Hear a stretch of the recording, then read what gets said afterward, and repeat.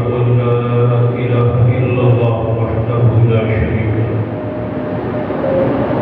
وأشهد أن محمدا عبده ورسوله أما بعد فإن خير الحديث كتاب الله وخير الهدي هدي محمد صلى الله عليه وآله وسلم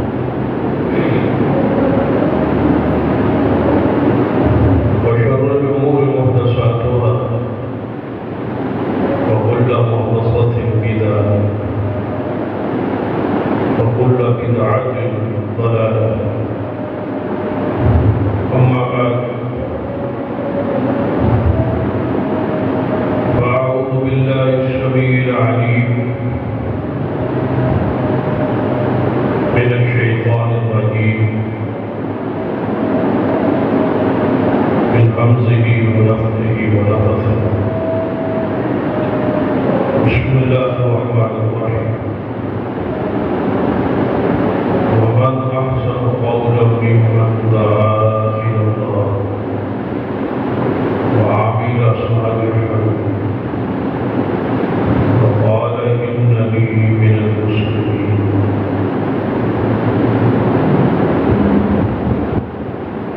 ولا تستوي الحسنة ولا السيئة ادفع بالتي هي أحسن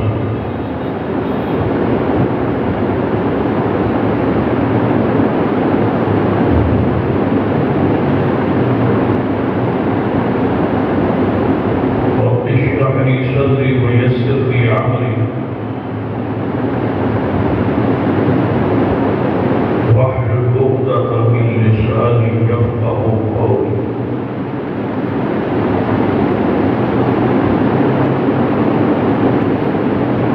رب زدني علما سبحان ربك رب العزة عما يصفون وسلام على المرسلين والحمد لله رب العالمين.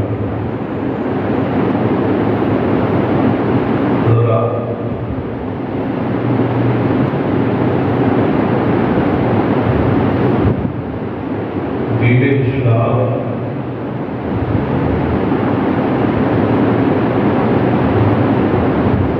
دعوت اور تبلیغ کے ذریعے پھیلا ہے.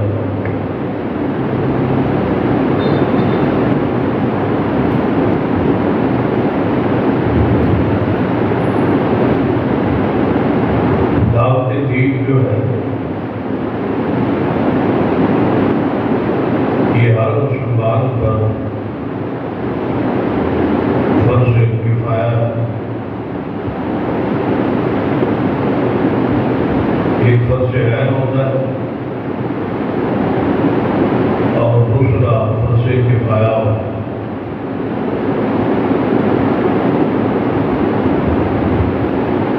نماز، زکوٰۃ، روزہ و حج فرض عین.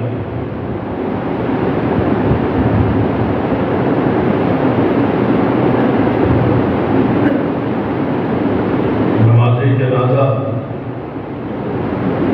ہے فرض لیکن فرض کفایہ ہے.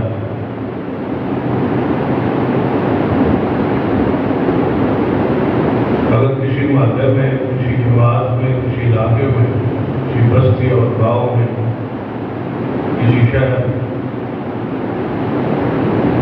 چند لوگ ادا کر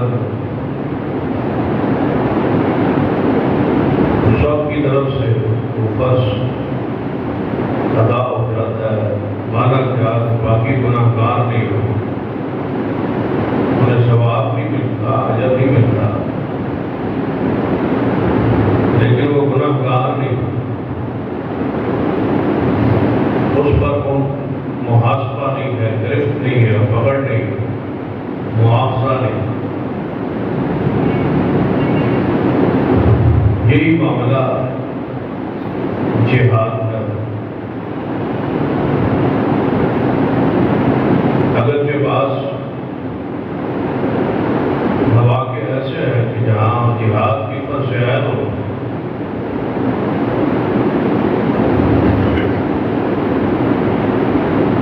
لیکن اکثر مواقع پر فرض کفایہ ہی ہو، وہ الگ صورتیں الگ باتیں۔ فرض عین کب ہے؟ جب فرض عین نہیں ہے، فرض کفایہ تو ہے ہی۔ آپ نے دیکھا، سنا، پڑھا،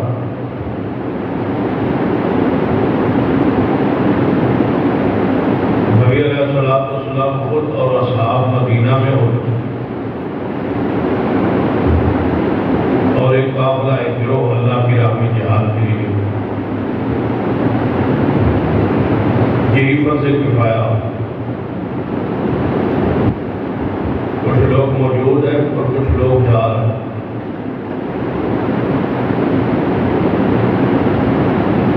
اسی طرح تبلیغ جو ہے، دعوت جو ہے، واعظ جو ہے، دوسرے کو مسئلہ پہنچانا اور سمجھانا، یہ ہر مسلمان کے لیے فرض کفایہ ہے۔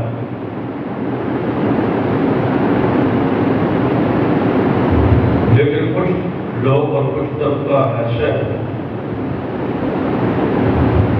جنہیں علماء حق کہا ہے، ان پر یہ فرض عین ہے۔ اہل علم پر فرض عین ہے اور عوام الناس پر یہ فرض کفایہ ہے۔ تمام تر آیات اور حدیث اکٹھا کیا جائے تو اس کا خلاصہ نچوڑ یہ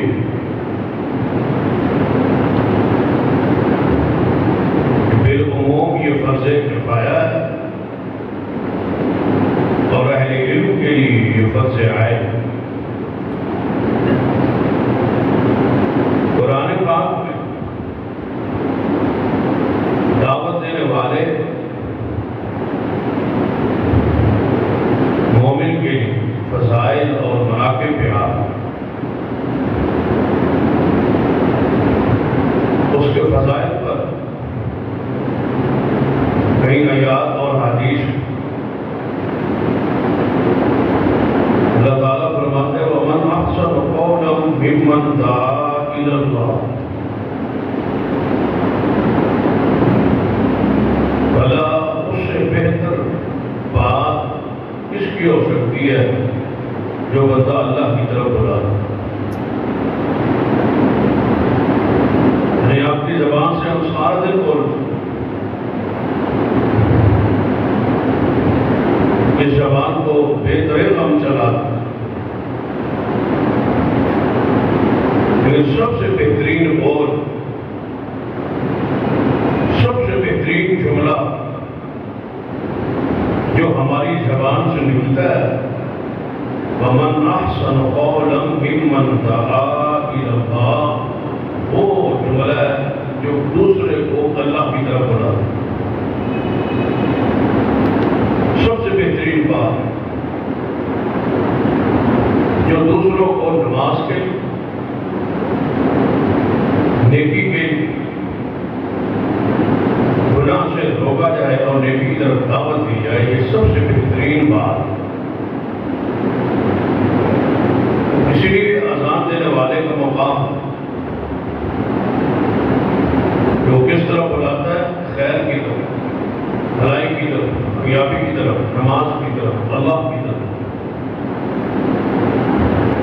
اس لیے آپ نے فرمایا اکرام والدین، معزز جو ہوں گے اس امت کے، ان کی گردنیں دوسرے لوگوں سے قد کاٹ گردنیں اونچی ہوں، ان کا قد، ان کی گردن کی لمبائی جو ہے، اونچائی جو ہے، انہیں جو قد ہے، یہ خاص اذان کی وجہ سے انہیں دیا جائے، ان کی پہچان ہی ہو،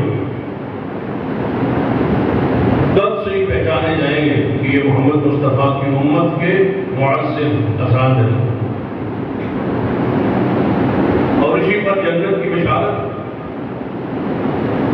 آپ نے فرمایا جو 7 سال مسلسل اذان دیتا ہے اللہ تعالیٰ اس بندے کو جنت عطا ہے، کیونکہ وہ اللہ کی طرف بلا رہا ہے۔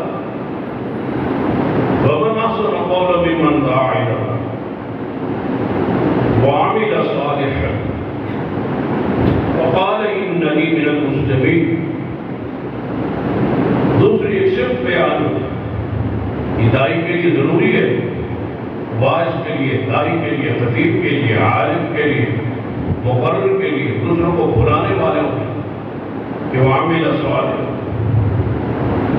اس کی صرف زبان ہی دعوت کے لیے نہ ہو، اس کا عمل جو ہے وہ بھی اچھا ہو، صالح، خود شریعت کا پابند، جس کی دعوت دے رہا ہے اس پر عامل بھی عمل کرے اور دعوت۔ وَلَا تَسْتَوِي الْحَسَنَةُ وَلَا السَّيِّئَةُ، اللہ تعالیٰ نے فرمایا برائی اور اچھائی آپس میں برابر نہیں ہوتے۔ ادفع بالتي هي احسن، برائی کو اچھائی سے دور کر۔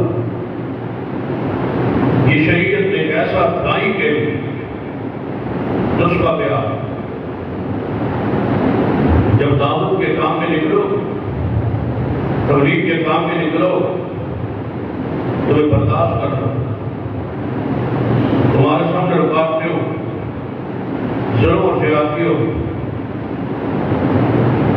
لیکن آپ نے گالی کا جواب گالی سے نہیں، اینٹ کا جواب پتھر سے نہیں، یہ سارے دنیاوی ضابطے اور اصول، یہ شرعی اصول ہے۔ شریعت کی کہتی گالی کا جواب دعا سے، صبر اور برداشت نہیں۔ ادفع بالتي هي احسن، اللہ فرماتے ہیں کہ اس برائی کو، آنے والے دکھ کو، مسائل کو اچھے انداز میں، اچھے طریقے سے، اخلاق سے، برداشت سے، صبر سے اس کو ٹالو، اس کو دور کرو۔ ہوگا کیا اس کا انجام کیا ہو؟ فَإِذَا الَّذِي بَيْنَكَ وَبَيْنَهُ عَدَاوَةٌ كَأَنَّهُ وَلِيٌّ حَمِيمٌ، اللہ فرماتے ہیں کہ ظلم کرنے والے، زیادتی کرنے والے، گالی دینے والے، برا کہنے والے، جس کی اور تمہارے درمیان دشمنی عداوت چل رہی ہے، اگر یہ صبر اور برداشت سے کام لوگے، وہی تمہارے ساتھی اور دوست اور پیارے بنا دیں، وہی تمہاری دعوت قبول کرنے والے، وہی تمہارے ساتھی، وہی تمہارے معاون، اللہ تعالیٰ کو بنا دے گا، کھڑا کرے گا، تمہیں تعالیٰ دوست بنا۔ لیکن آگے قرآن پاک اسی آیت سے آگے بڑے کمال کی بات، فرمایا وَمَا يُلَقَّاهَا إِلَّا الَّذِينَ صَبَرُوا، دکھ پر صبر، گالی پر دعا، یہ ہر بندے کا کام ہے، یہ ہر بندے کے بس کی بات نہیں ہے۔ قرآن کہتا ہے وَمَا يُلَقَّاهَا إِلَّا الَّذِينَ صَبَرُوا، بس یہ وہی کر سکتے ہیں جنہیں اللہ صبر دے، جنہیں اللہ تعالیٰ برداشت کی قوت، طاقت دے، ہر بندے کے بس کی بات نہیں۔ وَمَا يُلَقَّاهَا إِلَّا ذُو حَظٍّ عَظِيمٍ، یہ اس سے بھی پیار، کمال کا جملہ ہے۔ اللہ تعالیٰ فرماتا ہے وَمَا يُلَقَّاهَا إِلَّا ذُو حَظٍّ عَظِيمٍ، یہ وہی کر سکتا ہے جس کا جنت میں جانا ہم نے دیکھ دیا ہو، یہ جنتی بندہ ہی کر سکتا ہے۔ یہ حوصلہ، یہ برداشت کوئی کر سکتا ہے۔ اس کے دو معنی، الا ذو حظ عظیم، جس کو صبر کا ایک خاص حصہ دیا گیا ہو، جس کو برداشت کا ایک خاص اللہ نے حصہ دیا ہو، بچانے کا، برداشت کرنے کا خاص اللہ نے قوت دی ہو، یہ وہی کر سکتے ہیں۔ یا دوسرا معنی ہے الا ذو حظ عظیم، یہ وہی کر سکتا ہے جس کا جنت میں جانا نصیبے میں لکھ دیا۔ وہ جلتی روح کی ہو، وہ جلتی ہی کو بندہ ہو جو ساری چیزیں سن کے برداشت کر، تو یاد رکھیں کیونکہ یہ شیوال کا پہلا خطبہ ہے اس حوالے سے، اور یہ برداشت کا سال کا ابتدائی خطبہ پورے ملک میں مدارس کا نئے سال میں یہ پہلا جمعہ ہوتا ہے، پہلا جس کے لیے ضروری ہے کہ قرآن آیات و حدیث آپ کی توجہ اس طرف مبذول کرائے کہ یہ کام کی معمولی کام نہیں، یہ دعوت، یہ تبلیغ، یہ دوسروں تک دین، حق، توحید، سنت پہنچانا یہ فرض ہے، لیکن اس کے انداز مختلف ہے، کسی کے لیے فرض کفایہ ہے، کسی کے لیے فرض عین ہے، لیکن فرض عین کی مختلف صورت ہے۔ جس کے پاس علم ہے اس کے لیے فرض عین ہے کہ وہ اس علم کو بچائے، کسی کے پاس مال دولت ہے اور ان دعوت کو مضبوط کر سکتا ہے، اس پر فرض عین ہے کہ وہ اپنے مال سے اس دعوت کو مضبوط کرے۔ یہ آپ پر قرض ہے اور فرض ہے، ضروری ہے، اور یہی جہاد ہے۔ اس کو قرآن پاک نے جہاد کبیر قرار دیا۔ جہاد ہمارے تصور میں، ہمارے ذہن میں، ہمارے علم میں جب جہاد کا لفظ آئے تو ہم یہ سمجھتے ہیں کہ شعراء کافروں کو قتل کرنا ہے، بس یہی ہمارے ذہن میں اتفاق ہے۔ جس نے کافروں کو قتل کیا، قتال کیا، تلوار سے لڑا، وہ مجاہد۔ جبکہ نبی علیہ السلام 13 سال مکہ مکرمہ میں رہے، یہ 13 سالہ زندگی جسے قرآن نے جہاد کبیر کہا۔ یہ جہاد کبیر صرف دعوت اور تبلیغ ہے، جہاد کا ایک حصہ، جہاد کی چوٹی، جہاد کی کوہان، جہاد کی جو سب سے اونچا درجہ ہے وہ قتال ایک حصہ ہے۔ سارا جہاد قتال ہی نہیں، قتال جہاد ہے، لیکن سارا جہاد قتال کے اندر نہیں۔ اپنے نفس کے خلاف یہ جہاد ہے، گناہ کو چھوڑنا یہ جہاد ہے، نیکی پر عمل کرنا، نیکی کرنا یہ جہاد ہے، خواہشات کو قربان کرنا یہ جہاد ہے، دوسروں تک دین کی دعوت پہنچانا یہ جہاد ہے، مال کے ذریعے اسلام کو، دین کو، شریعت کو مضبوط کرنا یہ جہاد ہے۔ اخلاقیات کے لحاظ سے اپنی زبان سے اہل علم اور اہل دین اور اہل مساجد، اہل مدارس، ان کی والد کلمہ خیر کرنا یہ جہاد کبیر۔ نبی علیہ السلام طائف میں لڑنے کے لیے تو نہیں گئے، دعوت و تبلیغ کے لیے گئے۔ نبی علیہ السلام تو مکہ مکرمہ میں جتنی مارے اور دکھ اور برداشت کیے وہ صرف دعوت و تبلیغ پر۔ وہاں آپ نے جہاد تو آپ کے سارے غزوات مدینہ میں شروع، اور وہ سارے دفاعی ہیں۔ آپ پڑھ لیں تاریخ، غزوہ بدر کہاں ہو؟ کیا مکہ میں حضور تشریف لائے؟ نہیں، اہل مکہ وہاں پہنچے۔ جب گھر آ گئے تو دفاع فرض، اور ان کا میدان مدینہ میں۔ جب گھر آ گئے کافر حملہ آور ہو تو دفاع فرض۔ خندق کا بھی یہی معاملہ ہے، تو گویا یہ جنگیں، یہ جہاد، یہ قتال دفاعی ہے۔ نبی علیہ السلام 13 سال جو جہاد کیا ہے مکہ مکرمہ میں رہ کے، وہ دعوت کا، تبلیغ کا، یہ اساس ہے کیا؟ اگر قتال چوٹی ہے تو بنیاد دعوت، اور وہ بھی یاد رکھیں جہاد جو بھی ہے، جن قتال ہے وہ کس لیے ہے؟ قتال بھی حقیقت میں تبلیغ کے راہوں کو کھولنے کے لیے۔ جو رکاوٹیں آتی ہیں، کوئی رکاوٹیں دیتے ہیں کافر، وہ جب رکاوٹیں کھڑی کرتے ہیں دعوت میں، تبلیغ، اس رکاوٹ کو دور کرنے کا نام قتال۔ کہ وہ تلوار کے ذریعے اس کو دور کیا جائے. جب وہ باز نہیں آتا اللہ قوت دیتا ہے، طاقت دیتا ہے.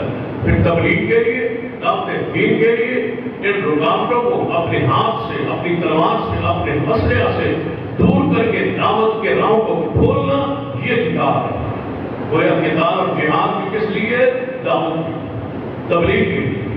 کیا نبی علیہ السلام یہ تمام صحابہ کرام جتنے بھی جنگوں میں گئے، جہاد میں گئے، سب سے پہلے آپ کی بات کیا ہوگی کہ آپ نے جاتے ہی تلوار نہیں اٹھا لی، اسلام کی دعوت دی. اگر وہ قبول کرے تو جہاد کی دعوت، لڑائی کا دعوت. تو گویا اصل جہاد جو ہے، جو اساس ہے، جو بنیاد ہے، وہ دعوت اور تبلیغ. قرآن پاک نے کیا فرمایا؟ قُلْ هَٰذِهِ سَبِيلِي أَدْعُو إِلَى اللَّهِ. فرما دیجیے میرے پیارے حبیب جناب محمد صلی اللہ علیہ وسلم، یہ میرا راستہ ہے، یہی میرا سبیل ہے، یہی میرا منہج ہے، یہی میرا طریقہ کار ہے. ادعو الی اللہ، کہ میں محمد صلی اللہ علیہ وسلم تمہیں اللہ کی طرف بلاتا ہوں. ادعو الی سبیل ربک بالحکمۃ، فرمایا والموعظۃ الحسنہ. فرمایا محبوب ذرا ان لوگوں کو اللہ کی راہ کی طرف بلائیے، دین کی طرف بلائیے بالحکمۃ، دلائل کے ساتھ، عقلمندی کے ساتھ، دلائل کے ساتھ. کہ حکمت کے اندر یہ سارے معنی موجود ہیں. دلائل کے ساتھ، عقل کے ساتھ، شعور کے ساتھ، مثالوں کے ساتھ اور بیان کے ساتھ، دلائل کے ساتھ، سنت کے ساتھ. بالحکمۃ، دلائل سنت کے ذریعے، والموعظۃ الحسنہ، اور اچھے واعظ کے ذریعے، یعنی اللہ کی راہ کی طرف بلائے. آپ کی بہت ساری خوبیاں، آپ کے بہت ساری صفات ہیں، لیکن ان صفات میں ایک نمایاں صفت آپ کی کیا ہے؟ یا ایھا النبی انا ارسلناک شاہدا ومبشرا ونذیرا وداعیا الی اللہ باذنہ وسراجا منیرا. ساری صفات حضور کی تبلیغ کے ساتھ. یا ایھا النبی، اے نبی. نبوت کس لیے ہے؟ نبوت کا کیا معنی ہے؟ اے اللہ کی طرف سے خبریں دینے والے محمد صلی اللہ علیہ وسلم. تو یہ خبر کیا ہے؟ یہ دعوت، یہ وعدہ، یہ نصیحت. انا ارسلناک، ہم نے آپ کو بھیجا ہے. آپ رسول ہیں. رسول کا معنی کیا ہوتا ہے؟ قاصد، پیغام رسا، پیغام دینے والا. شاہد، گواہی دینے والا. گواہی کیا ہے؟ گواہی کیا ہے؟ یہ دعوت. انا ارسلناک شاہد ومبشرا، خوشخبری دینے والا. خوشخبری کیا ہے؟ یہ دعوت. ونذیرا، اللہ کے عذاب سے ڈرانے والا. یہ کیا ہے؟ دعوت ہے. ان ساری صفات میں دعوت موجود تھی، تبلیغ موجود تھی، لیکن اس کے باوجود حضور کی ایک اور شان اور ایک صفت کو نمایاں کرنے کے لیے وداعیا الی اللہ باذنہ، اللہ کی طرف بلانے والے تھے محمد مصطفیٰ صلی اللہ علیہ وسلم. جب حضور جیسی ذات کی ذمہ داری ہے، فرض ہے، اور آپ پر فرض عین تھا، آپ نے کیا فرمایا؟ یا ایھا الرسول بلغ ما انزل الیک من ربک. اے رسول پہنچائیے جو کچھ میری طرف سے آیا ہے اس کو پہنچا دیجیے. آپ پر تبلیغ فرض عین ہے. وَإِن لَّمْ تَفْعَلْ فَمَا بَلَّغْتَ رِسَالَتَهُ، اگر آپ نے نہ پہنچایا آپ نے، یہ کام نہ کیا آپ نے، تو آپ نے رسول ہونے کا حق ہی ادا نہیں کیا. آپ رسول کس لیے ہیں؟ کہ اللہ کے پیغام کو بلغ کے ذریعے حضور پر فرض کر دیا گیا. یہ فرض عین ہے محمد مصطفیٰ صلی اللہ علیہ وسلم پر کہ آپ نے ایک بات آپ نے امت تک پہنچانی. پھر نبی علیہ السلام آخری حج کے موقع پر صحابہ کرام 1.25 کا اجتماع حضور کے سامنے، ایک تک اللہ نے کیسا انتظام کیا کہ حضور کی آواز کو دور دور تک پہنچایا. ایک شخص میں کان میں حضور نے آواز کی، حضور کی پہنچی. یہ آواز پہنچانے کے آلات نہیں تھے، لیکن جتنا صحابہ کا اجتماع تھا وہ حضور کی زبان کو، حضور کے خطبے کو، حضور کے بات کو سن رہے تھے. یہ دیکھے پہنچانے کی ذمہ داری اللہ نے لی. فرمایا آپ آواز کیجیے، آپ شروع فرمائیے، آگے پہنچانا ہماری ذمہ داری. ہر صحابی ایسے سمجھتا تھا کہ محمد مصطفیٰ میرے سامنے بول رہے ہیں، میرے قریب بول رہے ہیں۔ حضور کی آواز ایک ایک کان میں پہنچائی گئی۔ آپ سے پوچھا کہ کیا کیا مجھے بتاؤ کہ میں نے آپ تک اللہ کا دین دعوت یہ پہنچا دی؟ سارے صحابہ کرام 3 مرتبہ حضور نے پوچھا، 7 صحابہ نے 3 مرتبہ گواہی دی کہ اے محبوب آپ نے پہنچایا ہی نہیں، پہنچانے کا حق ادا کیا۔ پھر نبی علیہ السلام نے 3 مرتبہ فرمایا اللہم اشہد، یہ انگلی آپ کی کھڑی، کسی وجہ سے کوئی شہادت کی انگلی ہے، اسی دن اس کا نام شہادت کی انگلی پڑا۔ اللہم اشہد اللہم اشہد اللہم اشہد، اے اللہ تو گواہ، اے اللہ تو گواہ ہو، اے اللہ تو گواہ ہو، میری ساری امت یہ کہہ رہی ہے کہ محمد مصطفیٰ نے پہنچانے کا حق ادا کیا، میں نے پورا دین پہنچا دیا۔ اسی وقت صحابہ کرام رو رہے کہ حضور کی آمد کا مقصد آج پورا ہو۔ اس کا مطلب ہے حضور اپنی جدائی کا اعلان کر رہے ہیں، پھر آپ نے ڈیوٹی لگائی، ذمہ داری لگائی، فرماتے میرے صحابہ میں نے تمہیں پہنچا دیا ہے نا؟ جی یا رسول اللہ پہنچا دیا۔ اب تم پہ فرض ہے، اب تم پہ لازم ہے کہ جو کچھ مجھ سے آج سنا ہے، جو کچھ آج کا مجھ سے دین دیا ہے، یہ غائب لوگوں تک، آنے والے لوگوں تک، آنے والی نسلوں تک، اور آنے جو یہاں موجود نہیں ہے ان تک آپ نے یہ اس میری بات کو پہنچانا ہے۔ ہو سکتا ہے وہ آنے والے یہاں موجود جو نہ ہوں تو تم سے زیادہ حفظ کرنے والے، یاد کرنے والے، آگے پہنچانے والے اور تو سے حدیث نوٹ کر کے محفوظ کرنے والے ہوں، لہذا پہنچا دیں۔ صحابہ کرام حضور کی یہ پیغام لے کے پوری دنیا میں پھیل۔ صحابہ کرام کی جو قبریں، صحابہ کرام کے دیکھیں قبریں کہاں کہاں، حالانکہ مسجد حرام میں ایک نماز پڑھنا 1 لاکھ کے ثواب برابر، مسجد نبوی میں ایک نماز پڑھنا 1000 نماز کے برابر تھا، اور رسول اللہ کو دیکھنا ویسے اجر و ثواب تھا۔ جہنم کا داخلہ بندے پہ حرام ہو جاتا، جنت واجب ہو جاتی، لیکن یہ ساری فضیلتیں چھوڑ کے صحابہ کرام پوری دنیا میں پھیل گئے۔ کس لیے؟ تبلیغ کے لیے، نماز کے لیے۔ یہ دین جو حضور امانت دے گئے اس کو آگے پہنچانے کی، کیا تم اس کام کو معمولی سمجھتے؟ یہ حضور کا دین ہے، یہ وراثت رسول ہے، یہ رسول اللہ کا ترکہ ہے، اس کو سنبھالنا، اس کو محفوظ رکھنا، اور ہو حضور سے جو نقل کیا ہے اس کو صحابہ کرام سے لے کر آج تک اور آج سے لے کر قیامت تک پہنچانا، یہ مدارس اور مساجد اور اہل علم کی ذمہ داری۔ عامی آدمی کیا کر سکتے؟ آدمی آپ خطبہ سن کے اس کا مفہوم بیان کر سکتے ہیں، ہم علماء سے سن کے اس کا مفہوم بیان کر سکتے ہیں، لیکن پوری طرح امانت دیانت کے ساتھ ایک حدیث، ایک لفظ رسول، زبان سے نکلنے والا جملہ، حضور کی زبان سے نکلنے والا جملہ جس میں کوئی تغیر تبدل نہ ہو، ایک لفظ سنبھال کے اور امانت کے ساتھ محفوظ کر کے آگے طلباء کو نقل کرنا، یہ علماء کی ذمہ داری، علماء کا فریضہ ہے، یہ اصل ہے۔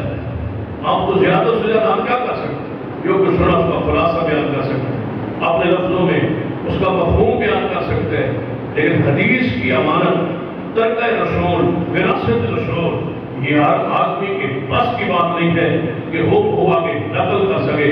یہ مدارس اور علماء کی ذمہ داری ہے، جس کو آج تک نبھایا۔ آخرانوں میں اس پر بہت ساری مثالیں پیش کی جا سکتی ہیں کہ بعض لوگوں نے اگر کہیں کوئی لفظ بدلنے کی کوشش کی ہے تو آج تک علماء کرام نے ایک تبدیلی پر، ایک تعریف پر، ایک تعبیر پر کتابیں لکھی کہ یہ تبدیلی کی گئی ہے۔ جہاں یہ حدیث رسول میں حضور کی زبان کے نکلنے والے لفظ میں یہ تبدیلی آئی، حتیٰ کہ آخران کہ ایک حدیث پاک میں واو کا اضافہ کیا، صرف واو کا، ایک حدیث میں صرف ایک لفظ، ایک حرف واو کا اضافہ کیا گیا، تو محدثین کرام نے اس کے سارے اطراف حدیث کے تلاش کر کے جمع کر کے پوری کتاب لکھ دی کہ یہ عام واو حضور کی زبان سے نہیں، کسی شخص نے لا کا اضافہ کیا، حرف لا، جو کہ لا علم میں ہے، کہ نہیں کے لیے ہے، نفی کے لیے ہے۔ جب کہیں حدیث پاک میں کوئی اپنے مقصد کے لیے، کوئی اپنے مسلک کے لیے جہاں ایک چیز ثابت ہو رہی ہے، وہاں اس لفظ سے لا کو لکھ دے تو کیا سمجھتے ہو؟ یہاں اسباب سے نفی ثابت ہو گئی، ہاں سے نہ ثابت ہو گئی۔ ایک لفظ لا نے کتنا وہاں نقصان کیا، لیکن محدثین کرام نے اس لفظ سے لا پر، اس کے اضافے پر کتابیں لکھوائیں اور کہاں پہ نہیں یہ اضافہ ہے، یہ علماء کا کام۔ ہم یہ سمجھتے ہیں ایک انداز میں تبلیغ تو سب پر فرض ہے، شاید نہیں، لیکن پھر علماء کی، طلباء کی، مدارس کی ضرورت کیا ہے؟ جب ہر بندہ تبلیغ کر سکتا ہے اور تبلیغ اس پر فرض ہے، تو اللہ کے بندو ہر بندے پر یہ فرض کفایہ ہے، علماء پر فرض عین ہے۔ کیا اس فرق کو عقیدہ کہ فرض عین کیا ہے اور فرض کفایہ کیا ہے؟ عامی آدمی کیا کر سکتا ہے؟ وہی ایک مفہوم بیان کر سکتا ہے، لیکن حدیث کو محفوظ نہیں رکھ سکتا، حدیث کے معنی کو محفوظ نہیں رکھ سکتا، حدیث کے الفاظ کو محفوظ نہیں رکھ سکتا۔ لہذا یہ علماء کی ذمہ داری اور جہاد کبیر ہے، اور یہ دعوت ہے اور یہ تبلیغ ہے، اس کے ذریعے اسلام اور دین پھیلا ہے، دین تبلیغ کے ذریعے پھیلا ہے، جس پر بہت ساری علماء کرام نے باتیں اور کتابیں لکھی کہ اخلاق کے دعوت کے ذریعے پھیلا ہے یا تلوار کے ذریعے پھیلا ہے، اس پر علماء کی باتیں موجود ہے۔ جو راج بات، افضل ترین بات، جو دلائل سے منتجر بات ہے وہ یہی ہے کہ یہ دعوت، یہ دین دعوت کے ذریعے پھیلا، یہ دین تبلیغ کے ذریعے پھیلا۔ تلوار صرف وہاں اٹھائی گئی ہے جہاں دعوت اور تبلیغ کی راہ میں رکاوٹ پڑنے لگی ہے، تو تلوار اٹھا کے اس راہوں کو صاف کیا گیا۔ وگرنہ اسلام دعوت کے ذریعے، تبلیغ کے ذریعے، قرآن پاک نے کیا فرمایا؟ کنتم خیر امہ اخرجت للناس تأمرون بالمعروف وتنہون عن المنکر وتؤمنون باللہ۔ فرمایا تم بہترین امت، یہ شرف آپ کا کہ تم خیر امہ، بہترین امت۔ یہ کس بنیاد؟ شکل کی بنیاد پر نہیں، معذرت کے ساتھ جیسے شکل ہماری ہے یہی شکل نوح علیہ السلام کی امت کی تھی، جو شکلیں ہماری ہیں یہی شکلیں عیسیٰ علیہ السلام کی امت کی تھی۔ یہود و نصارہ ان کی شکلیں بھی ایسے ہی۔ جب ہمارے مجلس میں عیسائی بیٹھے ہوں، یہودی بیٹھے ہوں، دیگر مذاہب کے لوگ بیٹھے ہوں، کیا پہچان ہے شکلوں میں کہ مسلمان کون ہے اور کافر کون ہے؟ شکل تو ایک جیسے، آپ کو خوراکیں بھی ایک جیسی، شکلیں بھی ایک جیسی، آپ کو بہترین امت قرار دیا گیا۔ کیوں؟ تم خیر امہ۔ حضور فرماتے ہم آنے کے لحاظ سے بعد میں آئے، لیکن جنت میں جانے کے لحاظ سے ہم سب سے پہلے ہوں۔ حضور نے فرمایا کہ میری امت یہ آخری امت ہے، جس طرح میں نبی آخری ہوں، یہ امت بھی آخری ہے۔ اسے خیر الامم کہا گیا، ساری امتوں سے بہترین امت۔ قرآن نے کیا کہا؟ کنتم خیر امہ، تم بہترین امت۔ اس میں حضور کی ساری امت آخر اور شامل ہے، جو بھی قیامت تک آئیں گے، جو بھی کلمہ پڑھیں گے، وہ اس جملے میں شامل ہے، کنتم خیر امہ، تم بہترین امت۔ لیکن افسوس والی بات یہ ہے کہ ایک جملے کو ہم نے لے لیا، یہ آیت کا پہلا جملہ ہے، یہ ایک حصہ ہے، آگے تم بہترین امت ہو یہ تو کہہ دیا گیا، ہم نے سن لیا، خوش ہو گئے۔ قرآن کہتا ہے تم بہترین امت ہو، لیکن آگے کس بنیاد؟ کنتم خیر امہ، تم بہترین امت۔ بھائی کس لیے؟ اخرجت للناس، اخرجت للناس، تم بنائے گئے ہو، تم بھیجے گئے ہو، تم نکالے گئے ہو، تم آئے ہو دوسروں کے۔ اخرجت للناس، تم لوگوں کے لیے آئے ہو، تمہیں لوگوں کے لیے نکالا گیا ہے۔ تم بہترین امت کیوں ہو؟ اس لیے کہ تمہارے نبی محمد صلی اللہ علیہ وسلم آخری نبی ہے، اور ان کے بعد قیامت تک کوئی نبی نہیں آئے گا۔ جو کام پہلے نبی کرتے تھے اللہ کو اس امت سے ہے۔ نبیوں کی ذمہ داری تھی دین، دعوت، تبلیغ، دین پہنچانا، یہ انبیاء کرتے تھے۔ تو محمد مصطفیٰ پر نبوت ختم ہو گئی، اب نبی کوئی نہیں آئے گا، وہ ڈیوٹی، وہ ذمہ داری، وہ فریضہ جو ہم بیاں کے لیے تھا اللہ نے صاحب امت کے ذمہ لگا. تو اس لیے بہترین امت ہو اخرجت للناس تأمرون بالمعروف وتنہون عن المنکر، کہ تم برائی کا سے روکتے ہو اور نیکی کا حکم دیتے ہو. اس لیے تم بہترین امت ہو. تم بہترین امت ہو. کیوں؟ کہ تم نیکی کا حکم دیتے ہو، برائی سے روکتے ہو. اس لیے ہو بھائی کسی باپ کے کسی بچے کو کہے تو انتہائی میرا محبوب ہے اس لیے کہ تو میری بات مانتا ہے، تو مجھے پیارا ہے اس لیے کہ تو ہر بات میری مانتا ہے. اور جب وہی بچہ بات نہ مانے تو جو وجہ تھی پیار کی وہ تو ختم ہو. تو تم بہترین امت ہو. قرآن کہہ رہا ہے کیوں؟ تأمرون بالمعروف وتنہون عن المنکر، کہ تم برائی کو روکتے ہو، نیکی کا حکم دیتے ہو. اگر نیکی تمہارے اندر موجود ہے، اس کا حکم دینے کا جذبہ موجود ہے، اور برائی سے تم روکتے ہو تو تم بہترین امت ہو. اور اگر تمہارے اندر یہ وصف ختم ہے تو معذرت کے ساتھ جب شرط ختم ہو جائے تو مشروط خود بخود وہ چیز ختم ہو جاتی ہے، وہ فضیلت ختم ہے. کیونکہ تمہارے اندر یہ جذبہ ہے نہیں. کہاں ہے لوگ، کہاں ہے برائی سے روکنا ہمارے اندر؟ یہ کیا وصف موجود؟ کیا ہم نے یہ باتیں نہیں سنی؟ کیا اپنی فکر کرو، اپنی چرپائی دیکھو، اپنا وجود دیکھو، اپنی ذات دیکھو، اپنا گھر دیکھو، اپنا ماحول دیکھو. بس اپنی ذات تک رہو. کوئی جنت میں جاتا ہے، کوئی جہنم میں جاتا ہے، کوئی یہاں جا ہے، اس کو لگا رہنے دو. کیا یہ ہمارے جملے، یہ ہمارے قول نہیں؟ اپنی چرپائی سے چلو جناب کام پھیرو، اپنی صفائی کرو، دوسروں کو جہاں کوئی ہے رہنے دو. یہ جملہ قرآن کی کس آیت کا ترجمہ اور معنی اور مفہوم ہے؟ یاد رکھیے یہ جملہ کافروں کا. تو محمد مصطفیٰ کو کہتے تھے کہ محمد صلی اللہ علیہ وسلم اپنا دین اپنے تک رکھو، ہمارا دین اس میں مداخلت نہ کرو. حضور کو کیوں مارتے؟ صحابہ کو کیوں مصالحوں پر اٹھاتے؟ قصور کیا؟ کیا وہ صحابہ کو روکتے تھے کہ نیکی عام نہ کرو؟ بھائی بیوقوف سے بیوقوف بندہ بھی، گیا سے گیا گزرا بندہ بھی دوسرے کو کم از کم نیکی سے تو نہیں روکے. جو بندہ نماز پڑھنا چاہے کس کو کیا تھا اچھا بولے، کس کو کیا تھا سچ بولے، کسی کو کیا تھا امانت دیانت کا خیال رکھے. ہر بندہ خوش ہوگا، بچہ کام رہ جائے مسلمان. یہ ناراضگی کب ہوتی ہے، یہ لڑائی کب ہوتی ہے، یہ جھگڑا کب ہوتا ہے؟ جب بندہ کہتا ہے کہ تم یہ کام نہ کرو. جب دوسرے کے باطل عقیدے کو ضرب لگے تب لڑائی شروع، تب اختلاف شروع. دعوت سے، تبلیغ سے تکلیف ہے دنیا کو، خود نیک بننے سے کوئی تکلیف نہیں.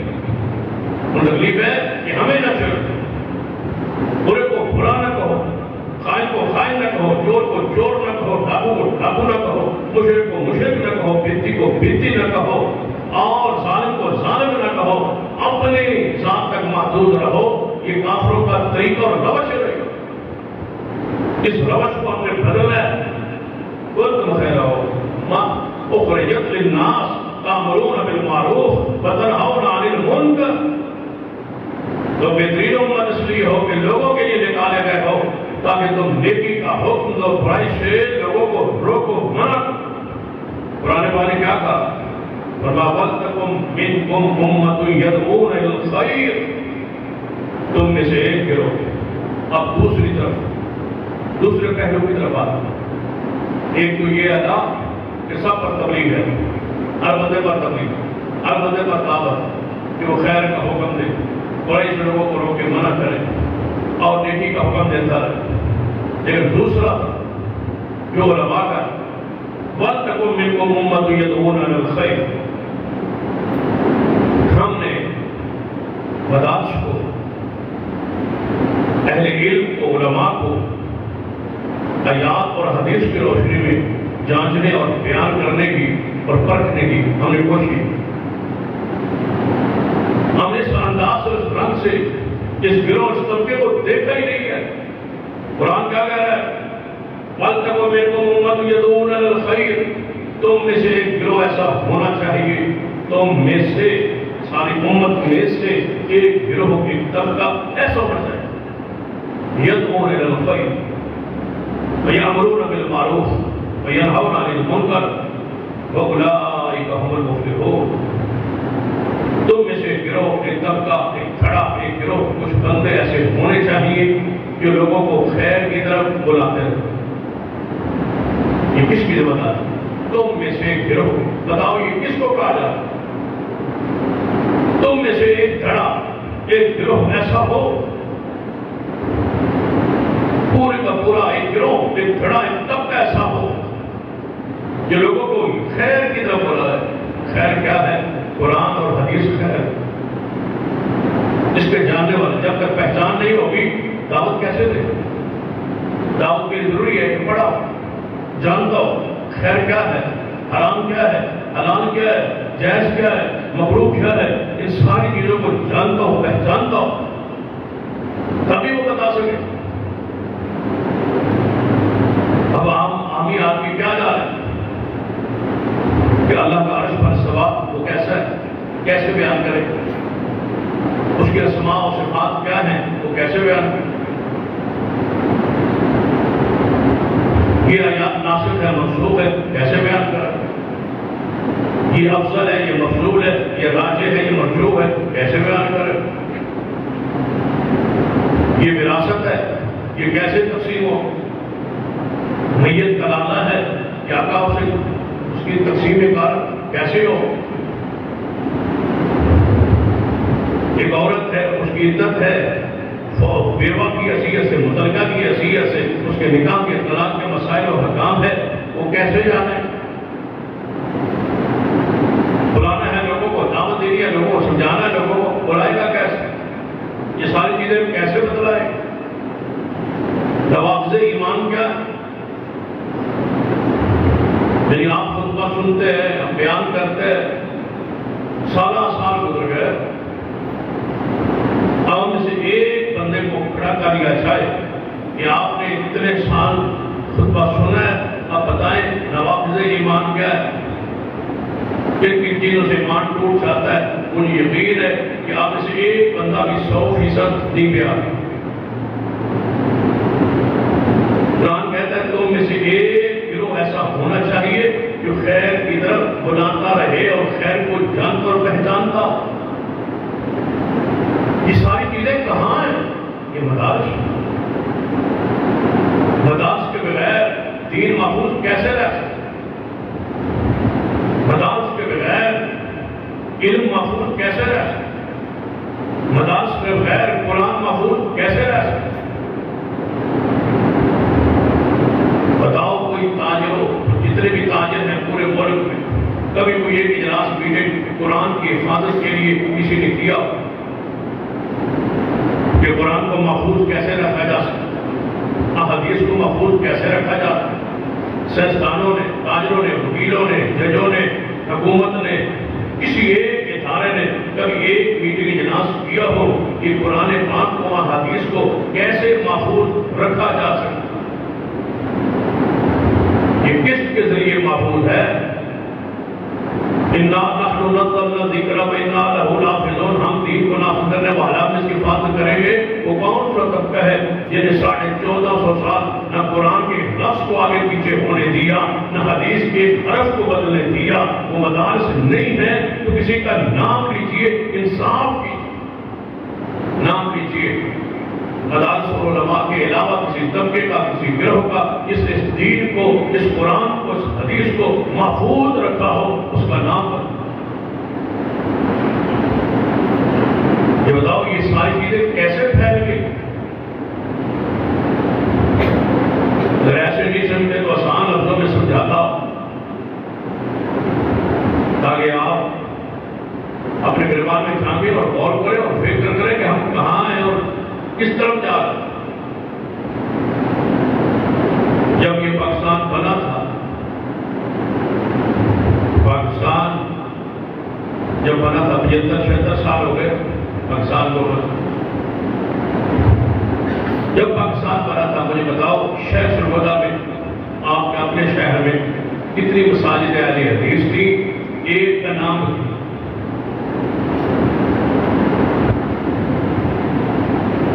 ایک کا نام مجھے بتلائیے کہ پاکستان بننے سے پہلے 1940 میں 41 میں 47 سے پہلے جو مساجد تھیں ان کے نام بتلا دو۔ کوئی ایپ بزرگ جو ہمت کرے پورے شہر میں ایک مسجد کا نام دو۔ تو اب ان 75 سالوں میں 70 کے قریب مساجد اہل حدیث شہر میں موجود، 70 پورے ضلع کو ساتھ میں لا لیا جائے تو یہ 250 سے زیادہ۔ پورے ضلع میں صرف ایک مسجد کہا جا سکتا ہے جو پاکستان پورے ضلع میں، شہر میں نہیں، شہر میں تو سب آیا تھا، ضلع میں صرف ایک مسجد ہے جو 300 سال سے پہلے کی ہے، سرگودا شہر ضلع میں اہل حدیث 300 سال سے پہلے، جہاں شاہ اسماعیل رحمہ اللہ کی تشریف دیا۔ لیکن یہ ساری مساجد تلوار کے ذریعے بنی یا توپوں کے ذریعے یا رائفل کے ذریعے یا فائرنگ کر کے ہم نے بنائی؟ یہ ساری مساجد جو ہے یہ تاجروں کی محنت سے بن گئی ہیں، یہ سیاستدان نے بنائی۔ یہ ساری مساجد بتلائیں کون سا وہ طبقہ ہے جس کی دعوت سے، جس کے وعظ سے، جس کی نصیحت سے، جس کے پیغام سے، جس کے خطبات سے، جس کے دروس سے یہ مساجد بنی ہے اور پھیلی اور پھیلتی گئی ہے اور پھیلتی جا رہی ہے۔ ان تاجروں کے نام بتا، ان حکیموں کے نام بتا، ان سیاستدانوں کے نام بتا، ان وکیلوں کے نام بتا، دکانداروں کے نام بتا دے۔ تاریخ کو پہ غور بھی کرے، مومن بیوقوف نہیں ہوتا، سوچا بھی کرے کہ یہ کون؟ یہ مانتے ہو نا کہ پہلی مسجد کیا اینٹ مرکز میں آخر شیخ الاسلام مولانا ثناء اللہ صلی رحمۃ اللہ نے رکھی تھی تو وہ عالم تھے نا؟ یہ دعوت سے کام، یہ واعظ سے کام، یہ تبلیغ کے ساتھ، یہ جمعے کے خطبات کے ذریعے ہوا، یہ دروس کے ذریعے ہوا، یہ علماء کے ذریعے ہوا، یہ مدارس کے ذریعے ہوا۔ جن کے چھاؤں میں بیٹھے ہو اسی کو کاٹنے لگے ہو، انہی درختوں کو کاٹتے ہو۔ یہ تمہارا عقیدے کے محافظ، یہ نگران، یہ ذمہ دار، یہ چوکیدار، یہ کون ہے؟ یہ آپ۔ یہ مجادلے، یہ مناظرے، مباحثے، حساب سب کا ہو سکتا ہے، تاجروں کا بھی ہوگا، سیاستدانوں کا بھی ہوگا، کاروباری لوگوں کا بھی ہوگا، دوسرے لوگوں کا بھی ہوگا، ملازمین کا بھی حصہ ہوگا، لیکن بنیاد وہ حصہ بھی علماء کی ترغیب پر ہوگا۔ وہ پیسہ ہوگا تو ترغیب پر، وہ تعاون ہوگا تو ترغیب پر، وہ آپ کی حمایت ہوگی تو ترغیب پر۔ بنیاد یہی طبقہ ساری امت انہی کی چھاؤں کے ہیٹھ بیٹھی ہے۔ کسی کو کاٹنا شروع کر دو گے، یہ درخت گر گئے تو تمہیں دھوپ آئے اور دھوپ کو پھر برداشت نہیں کر پاؤ۔ جس چھاؤں کے ہیٹھ بیٹھے ہو اس چھت کا احترام کر، اس کو محفوظ کرتے، اس پر پانی قطرے گرنے لگے تو بندہ اوپر جا کے اس کی دفاعی کرتا ہے، اس کو محفوظ کرتا ہے، اس کو مضبوط کرتا ہے کہ کہیں یہ چھت گر نہ پڑے۔ علماء پوری امت کے اوپر عقیدے کی بنیاد پر، اسلام کی بنیاد پر چھت کی مانند ہے۔ یہ مدارس آپ کی چھاؤنی ہے، کلے انہی کے ذریعے اسلام دین شریعت وَلْتَكُن مِنْكُمْ أُمَّةٌ يَدْعُونَ الْخَيْرَ، تم میں سے ایک گروہ ایک ایسا ہونا چاہیے جو لوگوں کو خیر کی طرف بلاتا رہے۔ نبی علیہ السلام صحابہ کو جہاد تک بھیجتے تھے، لیکن پڑھنے والا گروہ چبوترے پہ بیٹھا رہتا کہ تم یہیں بیٹھو اور پڑھو، مجھ سے دین لو اور میرے جانے کے بعد رہنمائی کر۔ سیدنا ابو ہریرہ، سیدنا عمر فاروق آپس میں وہ تلخی ہو گئی تھی نا اس وقت۔ سیدنا عمر حدیث کی روایت میں بڑے جذباتی تھے، جلالی تھے، فرمایا تم حدیثیں زیادہ بیان کرتے ہو، ادھر غصے میں آ گئے، جلال میں آ گئے۔ ہم نے یہ حدیثیں نہیں سنی حضور سے اور آپ نے سن لی ہے. جب کوئی بات کرتے ہیں آپ حدیث پڑھتے ہیں وہ فرماتے ہیں قال رسول اللہ نے ایسے ایسے فرمایا. تو حدیثیں بیان کرتے ہو. ہم کہاں تھے؟ ہم بھی تو تھے حضور کے ساتھ. سیدنا ابو ہریرہ نے کیا جواب دیا؟ حالانکہ 3 سال حضور کے ساتھ رہے. فرمایا تم بازار میں دکانداری بھی کرتے تھے, ہم سب کو چھوڑ کے محمد کے بعد بیٹھے رہتے تھے. اور یہ اعتراض آج بھی بعض لوگ کرتے ہیں جو حدیث کے رکاری. ابو ہریرہ رضی اللہ تعالیٰ نے حدیثیں زیادہ کیسے بیان کی؟ صدیق نے بیان کیوں نہیں؟ سیدہ فاطمہ نے کیوں نہیں بیان کی؟ سیدہ عائشہ نے کیوں بیان کی؟ اعتراض ہمیں پتہ سمجھتا ہے وہ بیٹی حضور کی فاطمہ وہ قریبی ہے, وہ حدیثیں بیان نہیں کرتی اور ابھی عائشہ بیان کرتی. اب کون کو بتائے کہ اما فاطمہ تو ذرا حضور کے بعد 6 ماہ زندہ رہی اور دنیا سے چلی گئی. حدیثوں کو آگے روایت کرنے کا ضرورت ہی نہیں تھی. صحابہ موجود تھے, اہل بیت موجود تھے, امام موجود.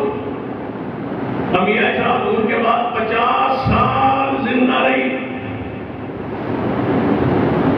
جو 50 سال لاہور میں رہے, جب کی ضرورت امت کو پڑے وہ حدیث رسول اور سیرت رسول بیان کرے. کیا یہ عقل کے خلاف یا عقل کے مطابق؟ جب امی عائشہ فوت ہوئی 50 سال حضور کے بعد, تو آپ کا جنازہ پڑھانے والے سیدنا ابو ہریرہ. ابو ہریرہ امی عائشہ کے بعد کافی عرصہ زندہ رہے.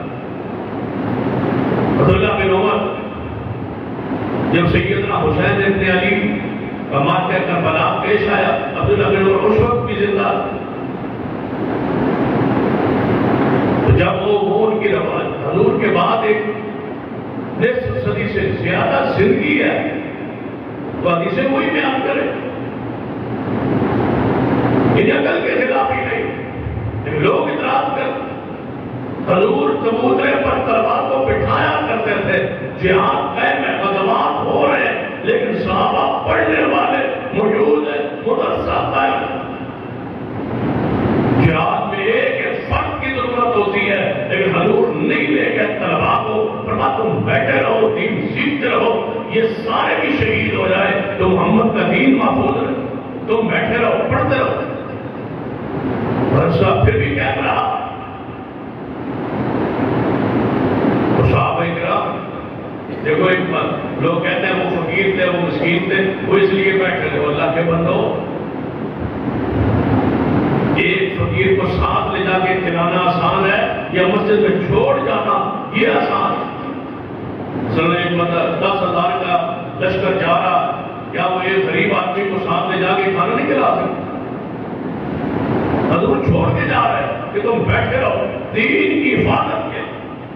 قرآن نے کیا کہا کہ سارے تبلیغ کے لیے لے کر کھڑے ہو, یہ مشکل کام.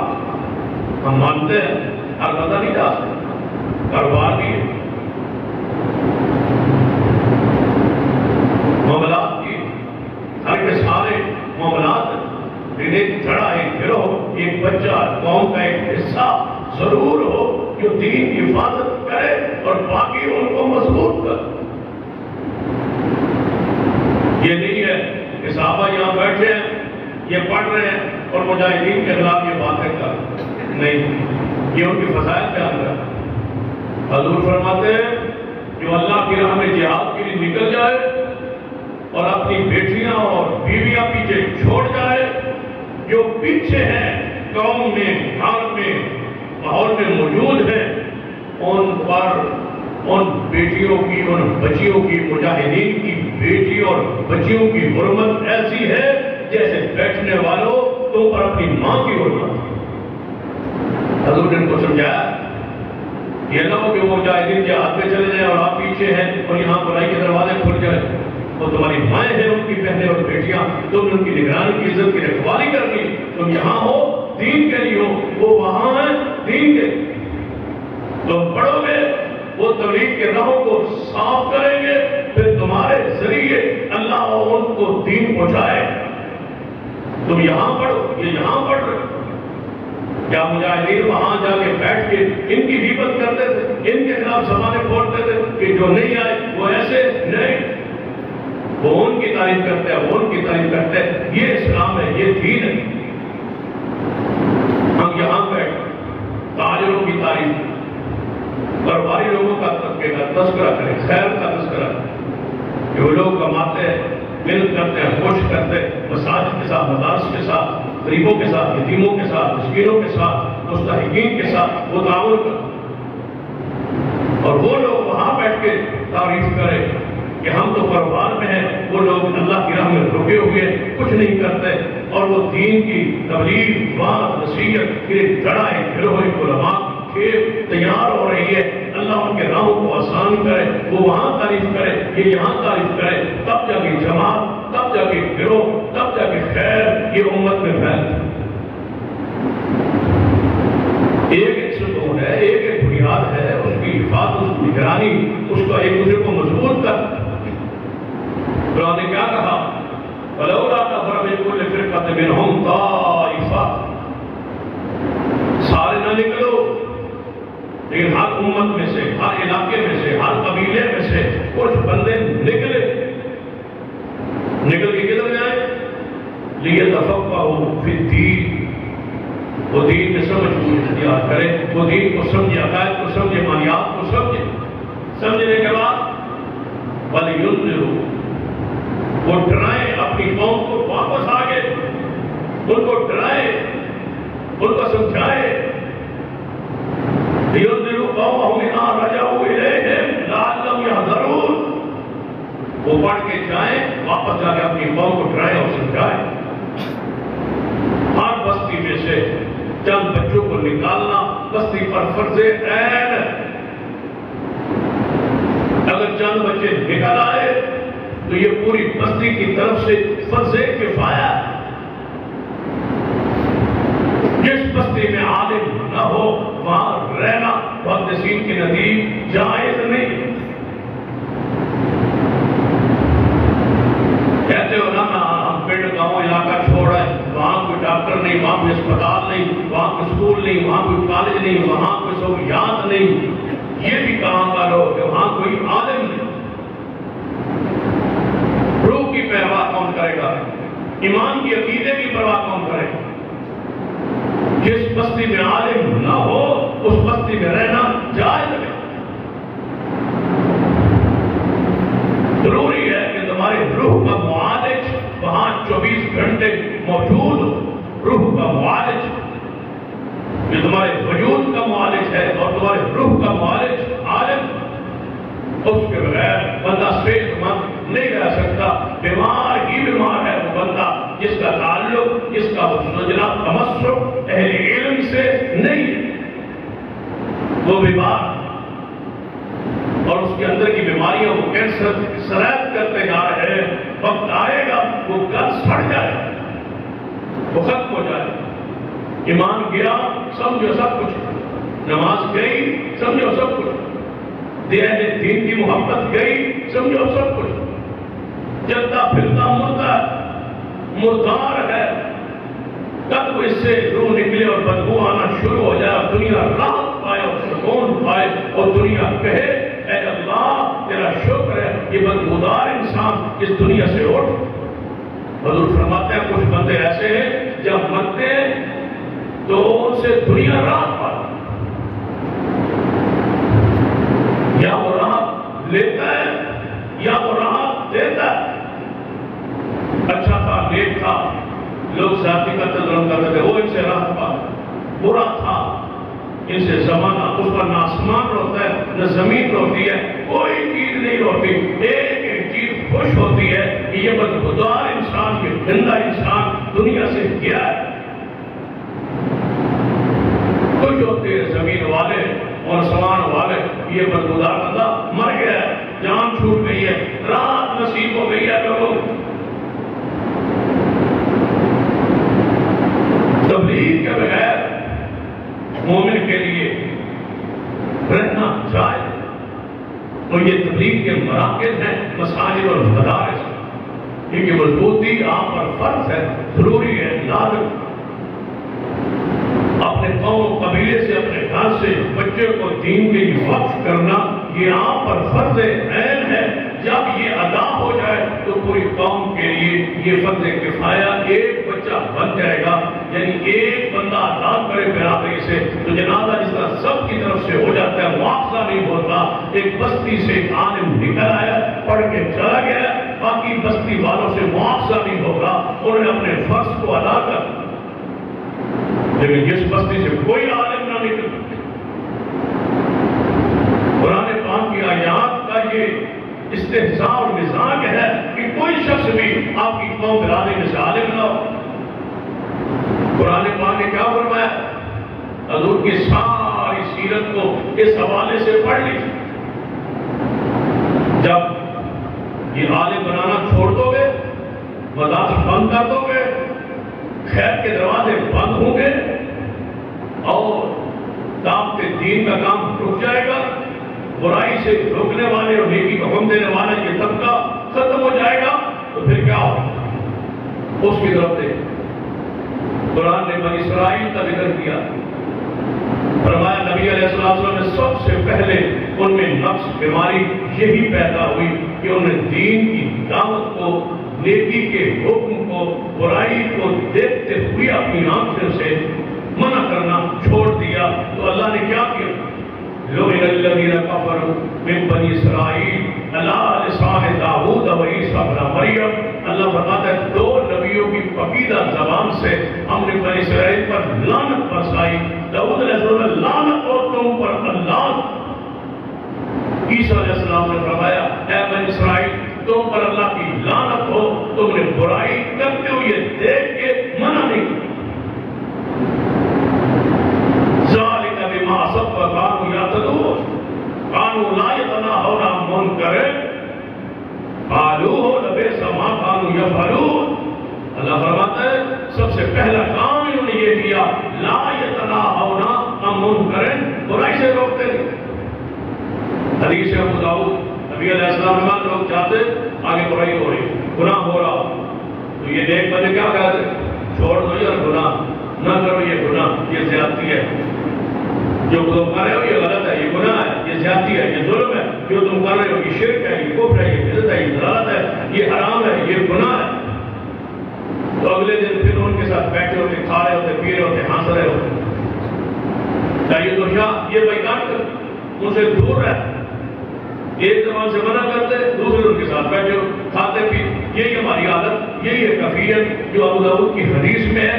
اس آیت کے تحت پھر اللہ نے لعنت برسا دی کہ نیکو تم پر بھی لعنت ہو کہ تمہارے ساتھ سامنے گناہ ہو رہا تھا اور تم ان کے ساتھ خوش گپیاں لگا رہے ہو، ان کے ساتھ بیٹھے ہو، ہنس رہے ہیں، شرابیوں کی دوستی ہے، ان کے ساتھ بیٹھ رہے ہنس رہے ہیں، ساتھ کے جا رہے ہیں، یار یہ نہیں پینا چاہیے، یہ گناہ ہے، یہ بدکاری ہے، یہ فحش ہے، یہ نہیں کرنی چاہیے، لیکن بیٹھتا ہوں ان کے ساتھ، کھاتا ہوں ان کے ساتھ، پیتا ہوں ان کے ساتھ، چلتا ہوں ان کے ساتھ، سنگت ان کے ساتھ، دوستی ان کے ساتھ، کھاتا پیتا بیٹھتا اٹھتا ان کے ساتھ ہے۔ اللہ نے فرمایا لعنت ہے تم پر، کل برا کہہ رہے تھے اور آج ان کے ساتھ بیٹھے، ہم پیالہ اور ہم نوالا ہو۔ یہ کام رک جائے تو اللہ کی گرفت اور عذاب آئے۔ پھر بنی اسرائیل پر کتنے عذاب آئے صرف اس وجہ سے کہ انہوں نے برائی سے روکنا چھوڑ دیا۔ نبی علیہ السلام بڑی خوبصورت مثال دی، اس سے پیاری مثال کیا ہو سکتی ہے اور آسان ترین مثال۔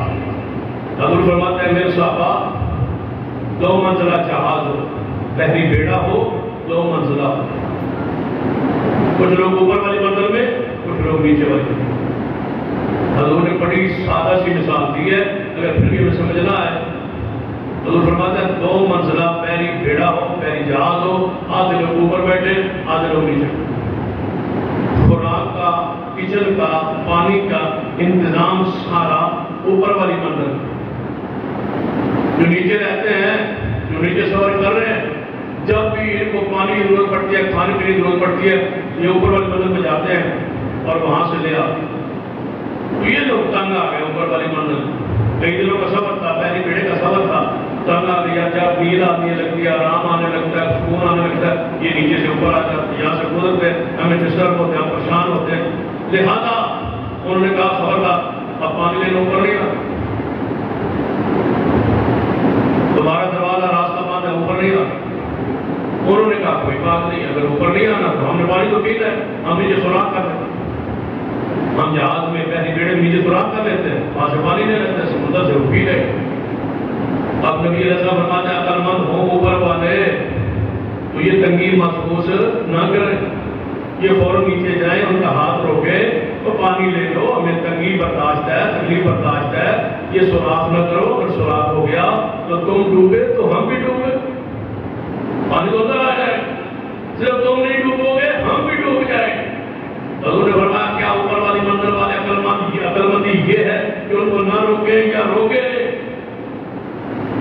رسول عقل مندی تو یہ اوپر والے روکے، فرمایا یہی گناہ کی مثال ہے، جب اوپر والے روکنا چھوڑ دیں گے اگر یہ تباہ ہوئے تو نیکوں پر بھی عذاب۔ ایک حدیث میں آتا ہے کہ جب ایک بستی پر عذاب آیا تب بستی کے تباہ ہونے کا آپ نے فیصلہ کیا، فرشتوں کی ڈیوٹی لگائی تو اس بستی کو الٹ، ایک بندہ نیک تھا اس پوری بستی، ایک بندہ صرف، فرشتوں نے کہا یا اللہ اس بستی میں ایک بندہ نیک ہے، اس کو بچا لینا نا، اس کو اٹھا لینا، اس کو سیٹ پہ کر لینا۔ فرمایا میرے فرشتوں اس طرح نہیں کرنا، ساری بستی کو اٹھاؤ، بندوں سمیت، جانوروں سمیت، مکانوں سمیت اوپر اٹھاؤ اور اس بندے کو نیچے رکھنا، ساری بستی کو اوپر لے جا کے سارا بوجھ، سارا وزن اوپر سے گراؤ اس پر، یہ نیچے بگڑا جائے، تباہ ہو جائے، برباد ہو جائے۔ اس نے لوگوں کو برائی سے روکا نہیں، حجرے میں بیٹھ کے نیکی کر رہا ہے، اللہ نہ کر رہا ہے، تسبیح پھیر رہا ہے۔ یہ سب سے زیادہ مجرم ہے، اس پر پوری بستی کا بوجھ اس پر گرا، یہ اپنی اپنی تسبیح، اپنی فکر، یہ نہیں ہے اسلام میں، دین میں شریعت۔ دوسروں کی فکر یہ اسلام ہے، اپنی فکر دوسروں کی فکر، اپنی فکر دوسروں کی فکر، آپ جہنم سے بچو دوسروں کو بچو، قُوْ أَنفُسَكُمْ وَأَهْلِيكُمْ نَارًا، آپ بچو گھر والوں کو بچو، گھر والوں کو بچائے، اگلے پڑوسیوں کو بچو، پڑوسیوں کو بچائے، آگے بڑھو، جہاں تک جا سکتے ہو جانا پڑے۔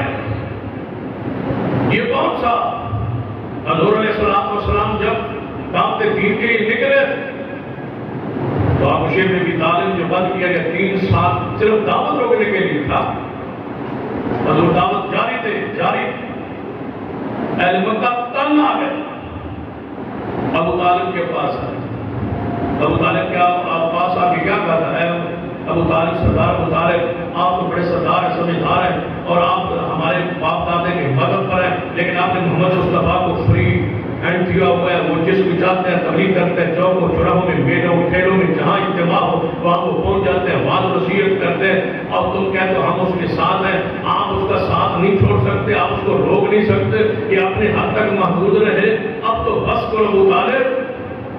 ابو طالب جب ساری قوم کے ہر قبیلے کے ایک بندہ ہے نا ابو طالب کے پاس، بندوں کا بھار نہیں اٹھایا جاتا، برادری کا بھار نہیں اٹھایا جاتا۔ ابو طالب نے کہا کہتا کیا ہے؟ اگر قد سب آلہتنا وآبا دیننا، ہمارے معبودوں کو گالیاں دیتا ہے۔ اب بتاؤ یہ بات ان کی سچی ہے کہ حضور گالیاں دیتے تھے ان کے معبودوں کو؟ وہ کیسے وہ عادت روا نہیں ہے، وہ مشکل کشا نہیں ہے، وہ نفع نقصان کے مالک نہیں ہے، یہ کیا کہتے تھے؟ یہ ہمارے بزرگوں کو گالیاں۔ آج تک یہی ہے نا، ہم کہتے ہیں اللہ کی سوا عادت روا کو نہیں، مشکل کشا کو نہیں، نفع نقصان کا مالک کو نہیں، پتہ کیا کہتے ہیں؟ یہ اولیاء کی توہین کرتے ہیں، اولیاء کو نہیں مانتے، یہ اولیاء کو برا کہتے ہیں، اولیاء کو گالیاں دیتے ہیں، یہ گالیاں، یہ کافروں کا طریقہ ہے۔ قد سب آلہتنا، ہمارے معبودوں کو برا کہتا ہے، وآبا دیننا، ہمارے دین میں عیب نکالتا ہے، یہ تمہارا دین، یہ تمہارا غلط ہے۔ وتصفح احلامنا، ہمارے سرداروں کو، ہمارے عقل مندوں کو کہتا ہے یہ بیوقوف ہے۔ مشرک بیوقوف ہوتا ہے، بڑا عقل والے بڑا کہتا ہے یا اولی الالباب، اوے عقل والو تمہیں عقل نہیں ہے، جن کی پوجا کرتے ہو ان کو ہاتھ سے بناتے ہو، پتھروں کو مورتی بناتے ہو، پھر پوجتے ہو، تمہیں عقل نہیں ہے۔ اگر ساڑھے معبوداں، ساڑھے بزرگاں، ساڑھے وڈیریاں، ساڑھے پیو دادے، ساڑھے چاچے، ساڑھے رشتہ داروں، ساڑھے سرداراں کو یہ کہتا ہے وہ بیوقوف ہے، کلمہ خود کرتا ہے۔ وَصَلَّ اللَّهُ عَلَىٰ، ہم ان سے پوچھتے ہیں کہ ہمارے بابا اجداد کے بارے میں کیا خیال کرتے ہیں، وہ سارے مجرم تھے، وہ صرف تمہارے سب گمراہ، ہمارے باپ دادے کو برا کہتا ہے، ہمارے ماتودوں کو برا کہتا ہے، ہمارے دین میں عیب نکالتا ہے، لہذا روکو۔ اب طالب نے وعدہ کر لیا آج میں محمد مصطفیٰ کو روکوں گا، یہ دعوت، یہ تبلیغ کتنے دن۔ اب طالب شام کے وقت محمد مصطفیٰ کے پاس آئے، کہہ گیا بھتیجے مدد کی ہے، تعاون کی ہے، ساتھ دی ہے، اب تک کوئی قلعہ ہے آپ کو؟ فرمایا کوئی، فرمایا آج میری بات ہو گئی، برادری ساری اکٹھی ہو کے آ گئی ہے، مجھے برادری کا بھار نہیں اٹھائے گا، بوجھ نہیں اٹھائے گا، میں نے آج ان سے وعدہ کر لیا ہے آج کے بعد 2 و 4 دیواری کے اندر، اپنے گھر کے اندر اپنے ساتھیوں کو اکٹھا کر کے توحید، مذہب، عقیدہ جو چاہو بیان کرو، باہر نہیں، چوک میں نہیں، آواز باہر نہیں، عبادت گاہ سے آواز باہر نہ جائے، آپ کے گھر سے آواز باہر نہیں جانی چاہیے، اندر آواز رہے، باہر نہ جائے۔ جو کو چناؤ ٹھیلوں میلوں میں اکٹھے اجتماع میں آپ نہیں جا سکتے، یہ میں نے وعدہ کر لیا ہے، لہذا آج میرے ساتھ یہ معاملات طے کرے۔ حضور نے کیا فرمایا؟ چاچے کی محبت پیار سب کا ساری اپنی جگہ، بوجھ بھار سارے اپنی جگہ۔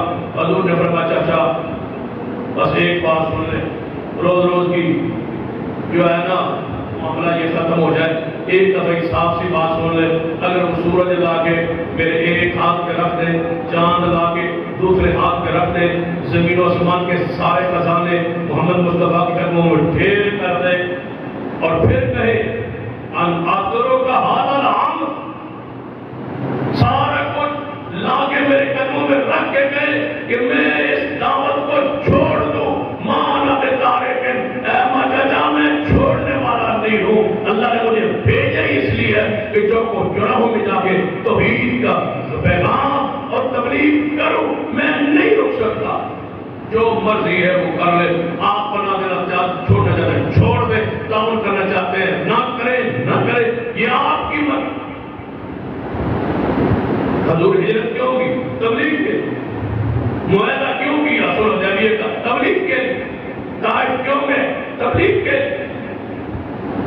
یہ سارا کچھ دیکھ لیں، دوسری قومیں تھے، ہم کہاں کھڑے ہیں دوسرے کھڑے، ہم کتنے بد نصیب ہیں کہ ہم اپنی مساجد اور مدارس کے خلاف زبان کھولتے ہیں، اور اپنی علماء اور اپنی بات نصیحت کے خلاف جناب پیغام زبانیں کھول، دوسری طاقتوں کو دیکھو، مرزائیوں کو دیکھو، رافضیوں کو دیکھو، یہودیوں کو دیکھو، سکھوں کو دیکھو، عیسائیوں کو دیکھو۔ عیسیٰ علیہ السلام کی بائبل کو پڑھیں، کیا لکھا ہوا ہے؟ عیسیٰ علیہ السلام کے بعد لوگ آتے ہیں دوسرے مذہب کے لوگ کہ ہم آپ کے مذہب میں آنا چاہتے ہیں، فرماتے نہیں، میں آپ کے لیے نہیں آیا، میں بنی اسرائیل کے آیا ہوں، یہ جو بھیڑیں گمراہ ہو گئی ہیں ان کو میں بچانے آیا ہوں، ان کو گمراہی سے نکالنے آیا ہوں۔ دوسروں کو لیتے ہی نہیں تھے۔ عیسیٰ ابن مریم کہتے ہیں مجھے بنی اسرائیل کی طرف بھیجا گیا، بس میں کسی اور کا رسول نہیں ہوں، میں صرف بنی اسرائیل کا رسول ہوں، ان کو بچانے آیا ہوں۔ وہ بائبل جس میں آج بھی لکھا ہوا ہے کہ صرف بنی اسرائیل کے لیے یہ ہدایت بن کے آئی، آج وہ عیسائی 200 سے زیادہ زبانوں میں اس بائبل کا ترجمہ کروا کے دنیا میں پھیلائیں۔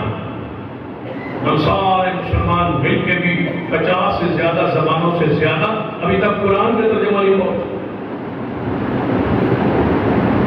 وہ یہودی جن کے مذہب میں دوسروں کو لینا اچھوت ہے،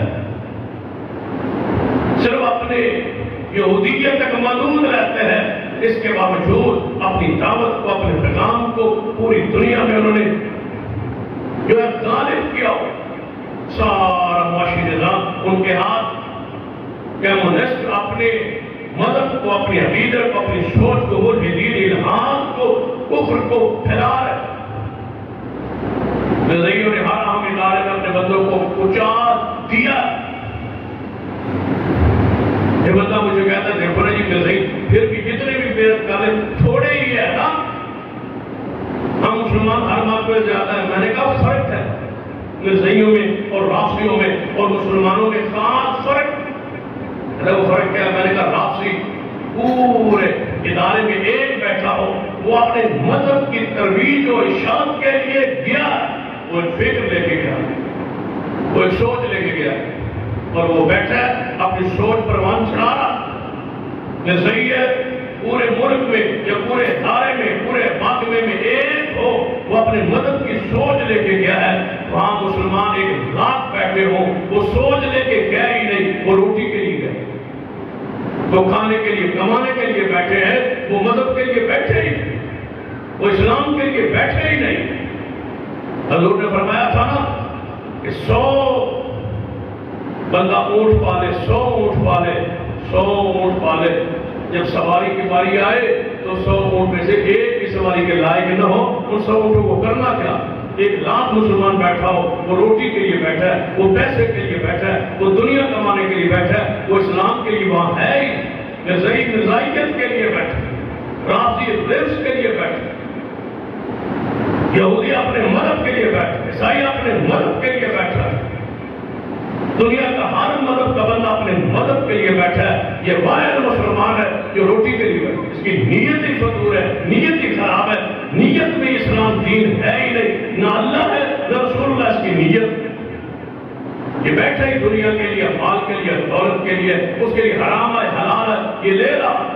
کاش ہم جس سیٹ اور عہدے پر بیٹھے ہیں اس میں اسلام کو عملیت میں ایمان کے لیے ہوں، اسلام کے لیے ہوں، جتنا میرے اختیار میں ہے میں اسلام کے لیے، توحید کے لیے، سنت کے لیے، ختم نبوت کے لیے، عظمت ناموس صحابہ کے لیے، اور توحید کے لیے، سنت کے لیے میں اپنے اختیارات کو جتنا استعمال کر سکتا ہوں، جتنی کوشش کر سکتا ہوں میں اس کے لیے بیٹھا ہوں۔ کاش اس نیت سے بیٹھے ہر موحد تو چند سالوں میں تبدیلی آ سکے۔